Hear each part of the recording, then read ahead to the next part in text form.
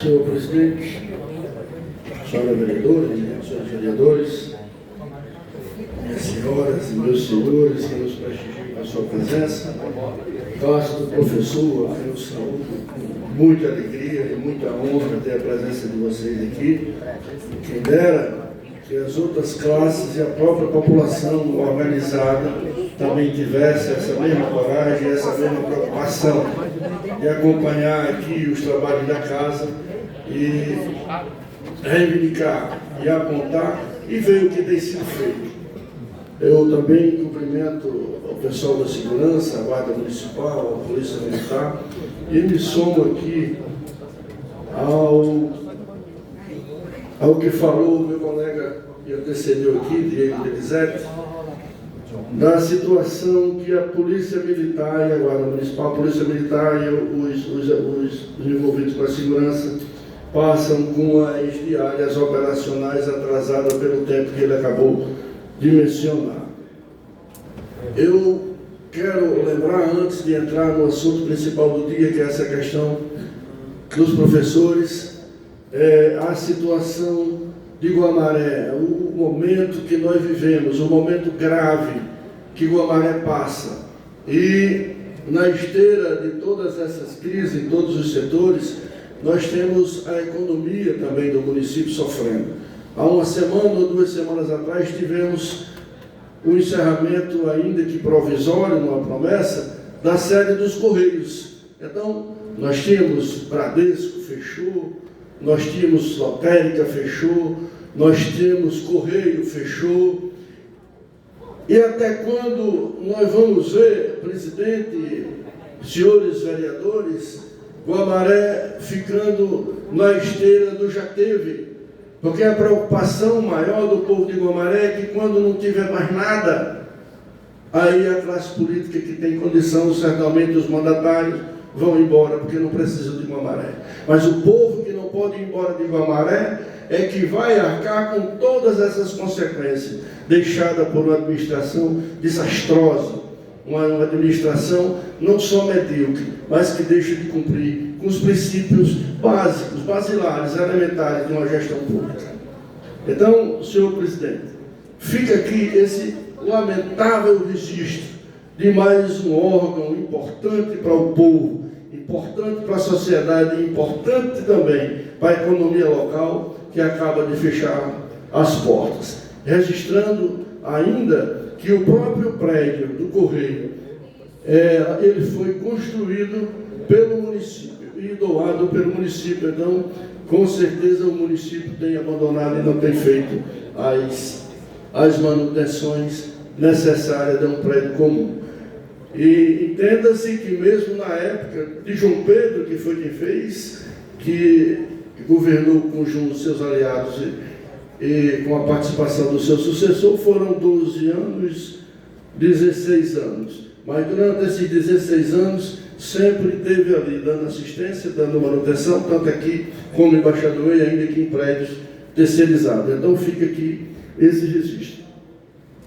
E, como assunto do dia, senhor presidente, eminentes senhores vereadores e senhores professores, trata-se desse reajuste que, na verdade, é um reajuste com base no que disciplina o governo federal, de 5,4% no piso dos professores.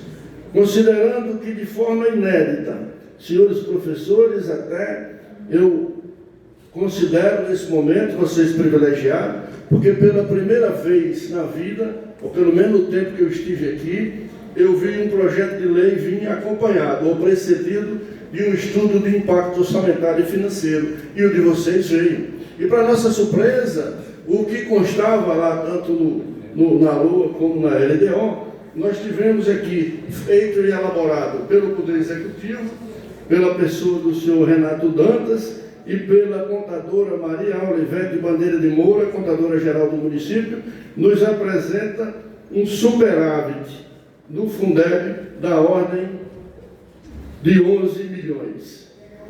Considerando esse superávit, considerando as perdas salariais da classe dos professores, assim como outros servidores e outras classes, a comissão, os nobres vereadores da Comissão de Orçamento e Financeira, achou, considerando os elementos fornecidos pelo próprio prefeito, necessário e muito justo que ampliasse esse reajuste mais 4,6% e chegasse à soma de 10%. Essa emenda foi apresentada na comissão, foi aprovada na comissão e chega hoje ao plenário dessa casa.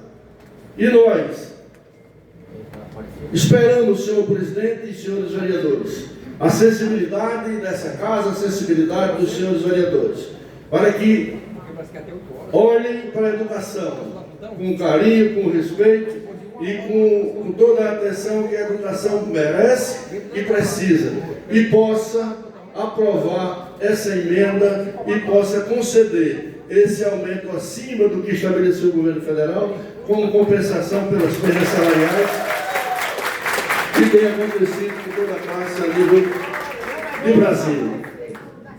Eu, com muita atenção, vi e até estranhei, dada a postura do meu colega vereador, Gustavo Santiago, que sempre tem sido coerente nas apresentações das suas matérias, incluindo elas na ordem do processo legislativo natural. E hoje vejo que realmente, no domingo, às 18 horas, eu acho, ele colocou, disponibilizou esse requerimento em que propõe, na justificativa, que se não aprovar, há um prejuízo, porque precede de novo estudo de impacto orçamentário e financeiro, alegando ele os artigos 16 e 17 da Lei de Responsabilidade Fiscal, que, ao meu ver, e tenho certeza que da classe de professores, da sociedade de Guamaré, e que sabe, da própria Procuradoria da Casa e do município, esse estudo já veio acompanhado com a própria lei. Inclusive, o déficit apresentado é da ordem de 11 milhões e a emenda é apenas da ordem de 2,6 milhões anual. Então, vejam, o comprometimento aqui é de pouco mais de 15%, 16% do superávit apresentado pela Prefeitura. Então, eu não vejo, sinceramente, onde atingiu o artigo 16 e o 17, já que o próprio prefeito já sanou essa falha suscitada pelo vereador. Então, assim, espero sinceramente, e acompanho o senhor presidente, espero sinceramente que toda a casa seja sensível a essa propositura e que a gente possa aprovar essa emenda e conceder esse reajuste a essa classe, que esse projeto já dorme aqui na casa desde o dia 20 de março de 2026.